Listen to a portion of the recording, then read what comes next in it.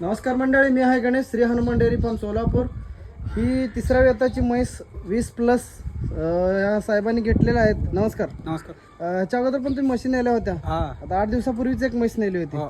त्या मशीन किती दूध दिलं आता? 9 लिटर दिलं ना. 9 लिटर दूध आहे. 18 लिटर दूध तयार आहे. हा, आता ही पण 20 लिटरची तुम्ही घेतलेली आहे दूध बघून. हा. हे आमच्या डेअरीचा रिझल्ट कसं वाटलं तुम्हाला? रिझल्ट चांगला आहे, रिझल्ट चांगला आहे. एक नंबर आहे. ज्या ज्या पद्धतीच्या म्हशी तुम्ही घेतल्यात सगळ्या क्वालिटीच्या म्हशी क्वालिटीची घेतल्या. म्हशी घेतला. आणि त्यानुसार दूध पण देत आहेत. देत आहे. आणि त्या सगळ्या मागच्या वर्षी नेलेल्या म्हशी गाभ आहेत का? गाव आहेत ना.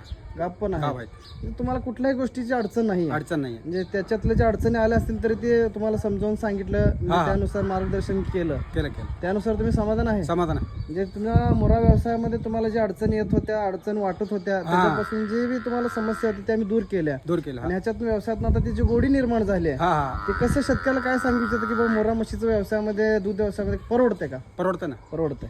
कष्ट आहे.